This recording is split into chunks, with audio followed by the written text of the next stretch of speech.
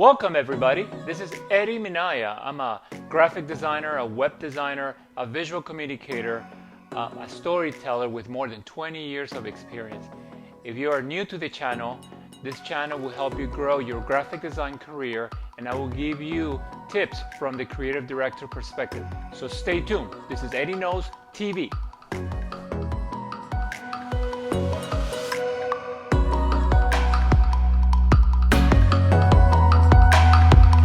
So today we're going to talk about process. Everything that we do has some sort of process, from our everyday routines to the things we do as professionals at work. Let's think back when you were in school and you were given a project with a deadline. It needs to be finished by a certain day. Were you really given a process to follow through? So let's skip forward now to, let's say you graduated and then you got a perfect job at the company you really wanted to work for.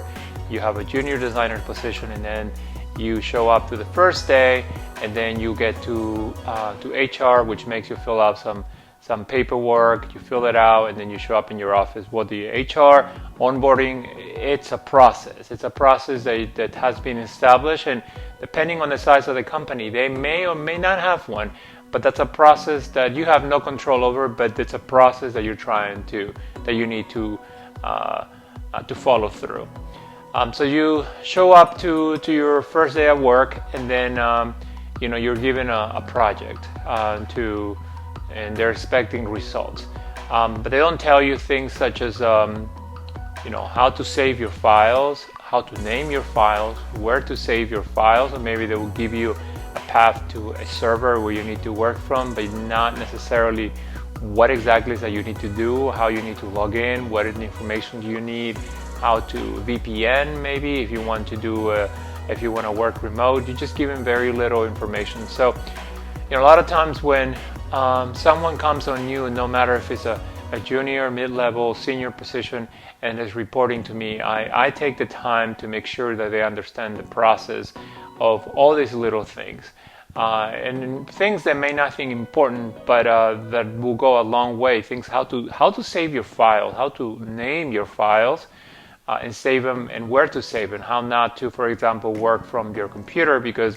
you spill water in your computer's gone, your work is gone. How to back up your work, how to maybe work off the server and not work out of your desktop computer, and that way how to VPN in order to do it remote if you need to. All these things may not seem that important when you first start a job, but they will go a long way, because when you're trying to look for a file and you named it the best way you could, because that's how you were naming things when you were just working by yourself, not with a team, and you name something that's logo.ai, and then that they're looking for a file that is for a specific client, let's client X, let's say Pepsi is the client, and they're looking for Pepsi.ai or Pepsi logo.ai, and you just saved it as logo. They're not going to find it, and let's say you're not there in the office that day, so how naming the file, or how to save the file, whatever the process internally is, make sure that you ask what it is, because that will go a long way. So let's move forward. Let's say you get a project given to you on your first day. This is pretty common. You show up, and then it may be a little slower pace at the beginning, or it may not. I mean, in my instance, in my office, we're busy all the time, so we expect things we expect people to kind of start their first day, with the ground running. So let's say you're given a job and you are given a project. Let's say it's a logo, and they said, here we have this project. Can you give us some comps by, in 2 days? And then you're kind of given some direction of the client name, maybe a direction of the industry that they're in, and maybe just what the client had in mind. So then you go and you do the best. You go to the computer and you do the best that you can. They're expecting results. your bosses or your creative director, your supervisor, whoever you're reporting to, or is going to be reviewing this with you, is expecting maybe to see the quality of the work they saw on your portfolio when you came in for the interview, and that's what they're expecting. But you go and then you do it, and then you show it to them, or to your boss, to your supervisor, to see how, if you're going the right direction. And then there is a 50% chance that they will say, that's not really what we had in mind. And then you have to start over. If you spend a whole day doing this, it's a whole day that is gone. It's a possibility that they say, yeah, we can go this direction and kind of iterate from there, but do you really want to take that risk? So let's say if you there is no process for this, establish yourself a process for, in this case, for every project that you do. We're taking this example of this logo. So the first thing you want to do is you want to get a creative brief. That's information that the client should have supplied for the job. Who's the audience? Who's the client? Who are the competitors? What is it the client likes? What is it they're expecting? What is it they are not expecting? What is it they don't really like? What is the background about the company? Who are the competitors? All these are hundreds and, not hundreds, but there's a lot of questions that are going to, a lot of things that are going to help you kind of understand what the client is really looking for. Because if you don't have this information, you don't really have a starting point. So a creative brief is important. If you don't have a creative brief because maybe the company you're working for, they don't really supply this, create one on your own. Just Google creative brief templates, and then download one that will give you the basic questions, which is some of the things I already mentioned just a few seconds ago. And then have your supervisor let them know, I would like to know these things before I start. They might have a call with the client. They might have maybe it will be an email exchange, whatever it may be, and that will give you a starting point, and it will make you look as a really good professional, as a go-getter, because you're trying to establish a process for what maybe something that's a process that is not there. It's a process in order to get your work going. So then you need to, what is the next thing you do? Process number one, part of the process is trying to gather all this information, trying to gather any sort of information up front from the client. If any sort of testing or any sort of background or any sort of audience testing has been done, all these are important to know, because then who exactly maybe what worked and what hasn't, what tested positive, what tested negative, what tested low, and that sort of thing.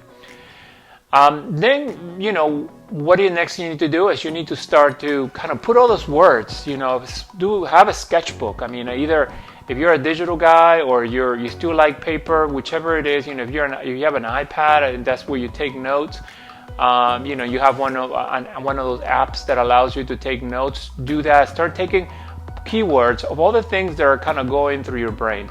All these are going to be important to kind of to spark ideas as you're writing them.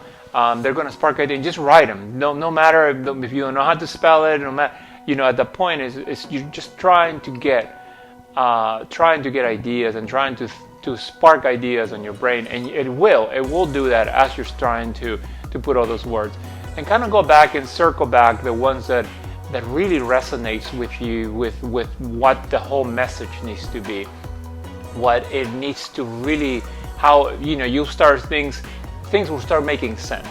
Then sketch them out. If you're not good at drawing, that's okay. You don't have to be good at drawing to do this. It's more or less to get just ideas quickly rendering of what you have in mind. If you have this shape with this word, how does it look? Start doing sketching and do a whole bunch of them, 10, 15, 20, 30, and then once you do the sketches, then after that, get feedback from your colleagues and say, yeah, what do you think of all these? And later, at that point, create a new versions, and maybe at that point take it to the computer and polish them. Make those ideas, now make them into a really more polished shapes, and then get feedback from your teammates. and then kind of from there,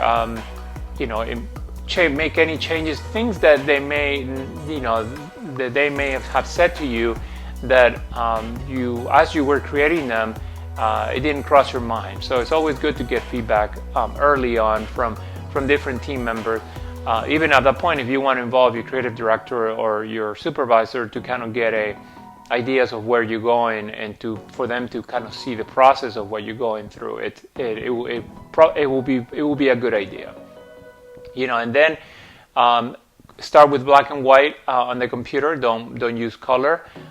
Create them, and then once you're happy with those, then at that point you either have the choice of having the client be part of the process and show them the black and white versions, or go and move on to the color, and knowing that you're going to present to the client both the black and white and the color versions.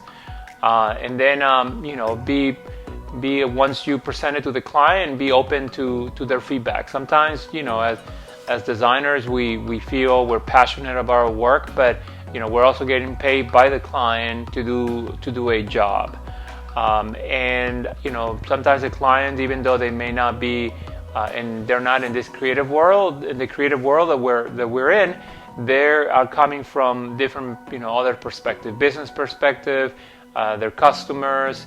Maybe it's on based on surveys that they have received and information that they know. All these things are important to get feedback, and it's really constructive feedback that makes your design get even better. A lot of times you say, well, I don't want to mix this and with this because it looks like it's going to be like a Frankenstein piece, but it's okay. It may actually come out as a better piece. So be open to feedback. It's always important to kind of be open to the feedback, and we need to be passionate about our work, but at the same time we need to be open to and receptive to feedback.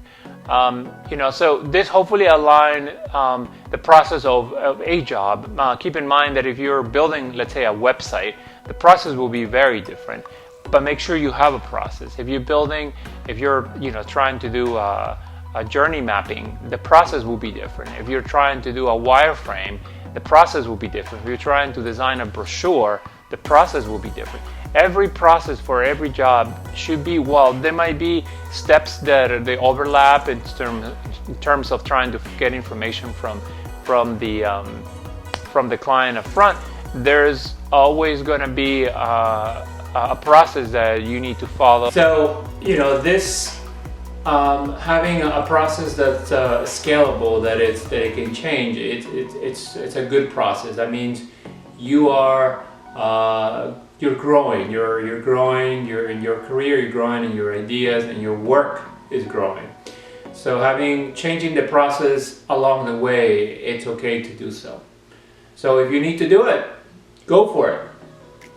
Well, I hope you really enjoy these tips. This is Eddie Knows TV. I'll talk to you soon.